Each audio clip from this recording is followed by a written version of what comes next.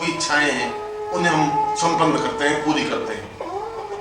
मगर जीवन की समस्याओं को सुलझाना एक अलग चीज है और अपने आप को पूर्णता तक पहुंचा देना बहुत अलग चीज है। जीवन में धन, यश, मान, पद, प्रतिष्ठा एक तस्कर के पास भी हो सकती है, एक चोर के पास भी धन हो सकता है, एक घटिया आदमी के पास भी बहुत सुख सुविधाएं की सामग्री हो सकती है, मगर इससे उसकी महानता नहीं बनती। चोर आखिर चोर ही रहेगा। किसी वैश्या के पास 5 करोड़ रुपए होने से वो समाज में कुल वधु नहीं बन सकती। कुल वधु बनने के लिए उसके जीवन में पूर्णता आवश्यक है, और व्यक्तिगत जीवन की पूर्णता साधना के माध्यम से प्राप्त नहीं हो सकती। व्यक्तिगत जीवन की पूर्णता तो शिष्य बनने से आ सकती है। साधना तो प्रारंभिक बिंदु है, और प्रारंभ में हम चाहे साधना संपन्न करें, चाहे मंत्र जाप करें, चाहे आंख बंद करें, यह तो एक प्रारंभिक प्रकार हुआ। जब हम कुछ नहीं कर सकते तो साधना कर सकते हैं। मगर जो साधना क्षेत्र से आगे बढ़ते हैं, जिनके मन में कुछ हौसला है, हिम्मत है, वे गुरु साधना संपन्न करते हैं। गुरु की तांत्रिक साधना, गुरु की मांत्रिक साधना, गुरु की पाशुपतास्त्रीय साधना, गुरु की चैतन्य साधना, उन चारों साधनाओं को संपन्न करने पर वो उस जगह खड़ा होता है जहां से शिष्यता प्रारंभ होती है, जहां वो एहसास कर सकता है कि अब मैं उस शिष्यता के पथ पर आगे बढ़ रहा हूं। हर क्षण उसके मन में एक ही चिंतन रहता है, एक ही विचार रहता है कि मैं गुरु को किस प्रकार से प्रसन्न करूं, किस प्रकार से उसकी इच्छाओं की पूर्ति करूं, मैं क्या करूं जिससे गुरु जीवन में सुख और सुविधा प्राप्त कर सके। मैं उनके हृदय में अपने आप को स्थापित करना चाहता हूं, किस प्रकार से स्थापित करूं। इसके लिए बार बार जाए, उनके पास बैठे, उनका चिंतन करें, उनका विचार करें। क्योंकि जो जीवन में यदि गुरुता प्राप्त करनी है, यदि गुरुत्व प्राप्त करना है, इस शिष्यता की कसौटी पर खड़े होना है, तो फिर उसको पंख फैलाने होंगे। जो पंख समेट करके बैठेगा, एक दिन पंख उसके टूट जाएंगे। जो उड़ना भूल जाता है वो जीवन में कुछ कर नहीं सकता। आनंद तो ऊपर आकाश में उड़ने में है। यद्यपि एक अच्छे तोते को, बहुत सुंदर तोते को अगर चांदी के पिंजरे में बंद भी कर दें और उस पिंजरे में वो रहे, वह पिंजरा भी चांदी का है, और रोज उसको अनार के दाने खाने को मिल रहे हैं, हरी मिर्च खाने को मिल रही है, उसके पैरों में सोने के छोटे छोटे घुंघरू बंधे हुए भी हैं, मगर उसके बावजूद भी वह एक गुलाम तोता है, इसमें कोई संदेह नहीं। यद्यपि उसको सुख सुविधाएं हैं, उसको सुरक्षा है, उस पर कोई बिल्ली झपट्टा नहीं मार सकती, उसकी रोज स्नान होती है, उसके रोज पंख धोए जाते हैं, उसको अच्छा खाने को मिलता है, मगर फिर भी यह उसके जीवन की गुलामी है, यह सामाजिक गुलामी है। और ऐसा तोता यदि इस तोते को पिंजरे से बाहर निकाल देते भी हैं और उसको कहा जाए कि तू थोड़ा उड़, इस चांदी के और सोने के पिंजरे में कैद होने से जीवन की पूर्णता प्राप्त नहीं हो सकती। तो अपने पंख फैला, तो आकाश में उड़, और यदि वो उड़ने की कोशिश भी करता है तो 1 फुट या 2 फुट ऊपर उड़ करके धड़ से नीचे गिर जाता है, क्योंकि उसके पंखों ने काम करना बंद कर दिया, उसके पंखों में ताकत नहीं रही, वह उड़ने की कला भूल गया। और जो उड़ने की कला भूल जाते हैं वे आकाश के आनंद को नहीं ले सकते। जो उड़ने की कला भूल जाते हैं वे इस शुभ्र गगन को देख नहीं पाते, इस नीलिमा को नहीं देख पाते, वो उस आनंद को अनुभव कर ही नहीं सकते जो आनंद आकाश में उड़ने में है, जो आनंद जीवन की पूर्णता में चहकने में, डाली पर बैठ करके जो चहकने की कला है वह उस पिंजरे में नहीं आ सकती। एक घुटी हुई आवाज आएगी और गुरु उसको पिंजरे से बाहर निकालने की कोशिश करता है। गुरु कहता है कि ये पिंजरा बड़े सोने का है, फिर भी तुम्हारी कैद है, इस कैद से तुम बाहर निकल, मैं तुझे उड़ने की कला सिखाता हूं, और ये तेरे उड़ने की कला है, तू ऊंचा उठ। वो 2 फुट ऊपर उड़ता है, फिर गिर जाता है। गुरु कहता है घबरा मत, तो इस बात की चिंता मत कर कि यहाँ तुझे खाने को नहीं मिल रहा है, या हरी मिर्च तुझे खाने को नहीं मिल रही, या अनार के दाने खाने को नहीं मिल रहे हैं, इस बात की चिंता मत कर। तो एक बार स्वतंत्र हो, एक बार इस आकाश में उड़, एक बार अपने पंख फैला, एक बार देख कि इस आकाश में उड़ने में, गगन में उड़ने में कितना आनंद है। एक बार इस गाड़ी पर बैठ और चहक, एक बार अपनी आवाज से लोगों को सम्मोहित कर, तब तेरी इस जिंदगी का एक सार्थकता बन सकेगी। और जिस क्षण वो पंख फैला करके उड़ता है आकाश में, उसमें गुरु को एक पूर्ण संतोष अनुभव होता है। उसमें उसको अनुभव होता है कि वास्तव में मैंने एक तोते को, मैंने एक जिंदगी को एक धड़कन दी, एक चेतना दी, एक प्राण चेतना दी, उसको ऊंचा उठाया, उसके पांवों में एक ताकत दी, उसके पंखों में हमने क्षमता भरी उड़ने की। गुरु का काम केवल उड़ना सिखाना है।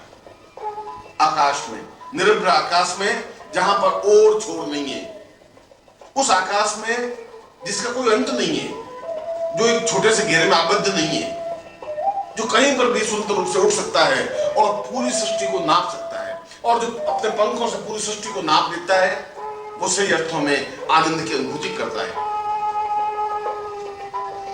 इसलिए गुरु को मृत्यु कहा गया है। इसलिए मृत्यु कहा गया है कि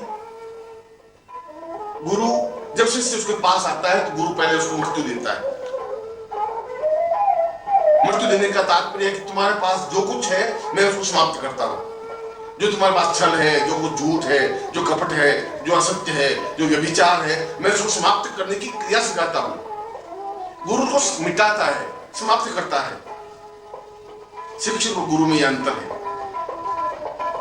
शिक्षक उसको भरता है, उसको गणित सिखाता है, उसको बॉटनी सिखाता है, उसको फिजिक्स सिखाता है, उसमें और ज्ञान भरने की कोशिश करता है जो कि उसकी आजीविका के लिए आवश्यक है, मगर गुरु को खाली करता है।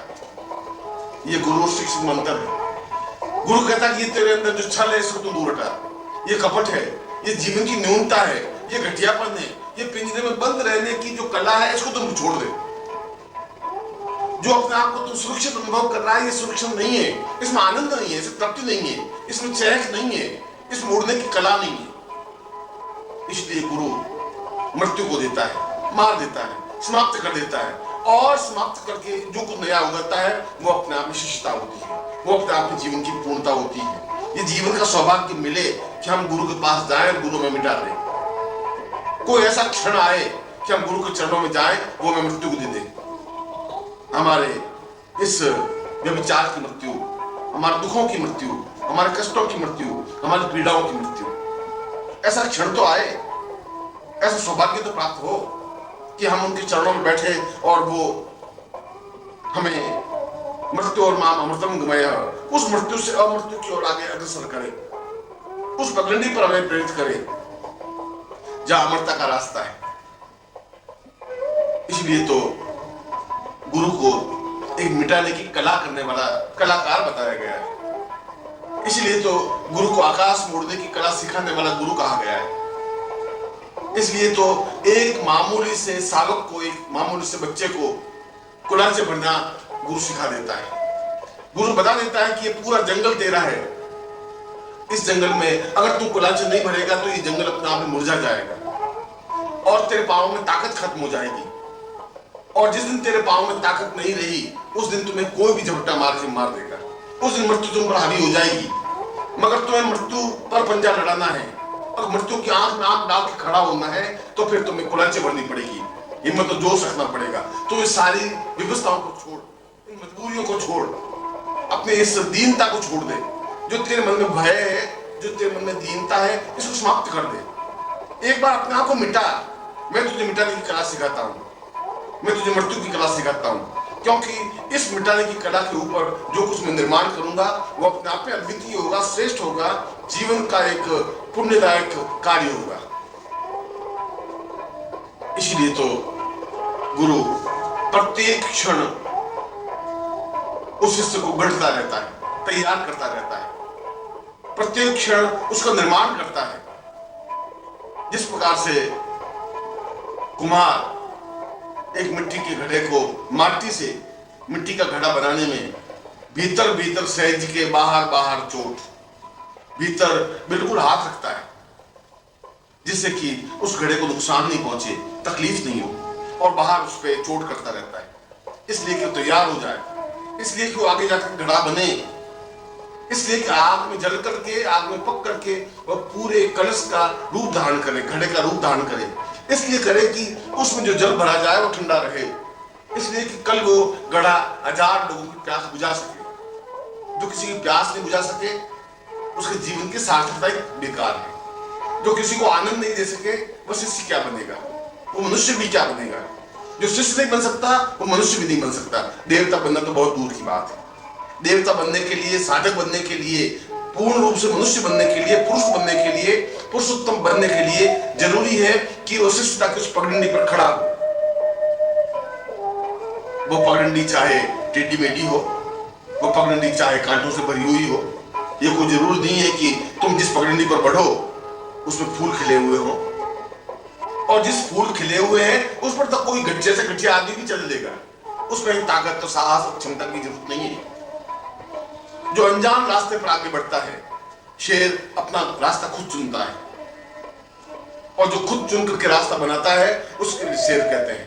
और शिष्य अपना रास्ता खुद चुनता है, गुरु के पास जाता है, गुरु उसको सहेजता है, उसके सिर पर हाथ रखता है, उसको गुरु मंत्र देता है, उसको दीक्षा देता है, और दीक्षा देकर के उसमें प्राण चेतना भरता है।